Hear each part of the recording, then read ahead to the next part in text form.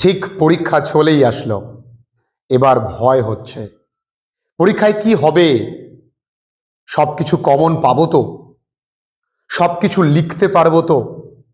সময়ের সঙ্গে সবটা পেরে উঠবো তো? যদি রেজাল্টটা ভালো না হয়?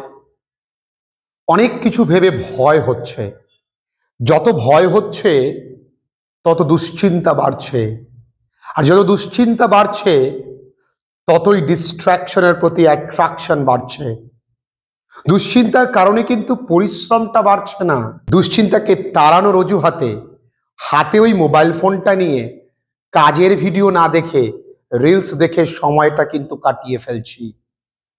যেই ছেলেটি বা যে মেয়েটি কিছুদিন আগেও বলেছিল হাতে এখনো 5টা মাস, হাতে এখনো 4টে মাস, হাতে এখনো 3টে মাস, সে ছেলেটি এখনো এইটাই বলবে হাতে এখনো একটা বেলা, হাতে এখনো একটা রাত। তুমি সারা জীবন শুধু কাজটাকে অন্য সময়ের ঘাড়ে চাপিয়ে দিয়ে নিজেকে অন্য কাজে অন্য মোহতে ডুবিয়ে রেখেছ। এই পরীক্ষা কিসের ভয়?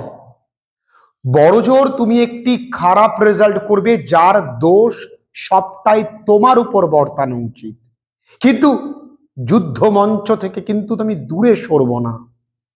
আমি ভুল করেছি, এই ভুলটাকে শোধরাবার সৎসাহস, অতটুকু পৌরসত্ব, অতটুকু নারী শক্তি আমার মধ্যে ঈশ্বর দিয়েছেন এই ভুলটাকে শোধরাবার।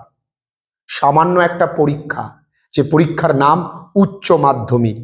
এই পরীক্ষায় ভালো রেজাল্ট করতে গেলে বিরাট কিছু পরিশ্রম লাগে না। এই ফাঁকি যে তোমায় শিক্ষাটা এই বর্তমান সময়ে দিচ্ছে, এই শিক্ষাটা আগামী দিনেও মনে রেখো। তাহলে আজকের এই অভাবটা আগামী দিনে তোমার স্বভাবে পরিণত হবে না। রে বাবু, তোদের পরীক্ষা সামান্য একটা পরীক্ষা, ভয়ের কিছু নেই। আমি যদি একটু স্ট্র্যাটেজিক্যালি নিজের মতো করে পড়ি তাহলে ঠিক আমি পারবো। আমি তোমাদেরকে এটা কথা দিয়ে গেলাম, পরীক্ষার আগে পরে যে সময়টুকু থাকে, পরীক্ষার আগে পরে যে দিনটুকু থাকে, সেই দিনটুকু ঠিক করে যদি প্ল্যান্ড ওয়াইজ পড়া যায় তাহলেও ভালো রেজাল্ট হয়। তবে হ্যাঁ, হাতের লেখা একটু নজর দিতে হবে, গুরু চণ্ডালীর দোষ থেকে নিজেকে দূরে রাখতে হবে, এই দিকগুলো খেয়াল রাখতে হবে। অতিরিক্ত পাকামো উত্তরে করা যাবে না এবং ভয় ভীতি থেকে নিজেকে দূরে রাখতে হবে। কিসের ভয়? আমি ভয় করছি যত, আমার এনার্জি নামছে তত। আমি কনফিডেন্ট থাকবো। আরে বাবা, আমি এক বলে আউট হব না আমি পুরো ফিল্ডে থাকবো, সেটা আমার উপরে।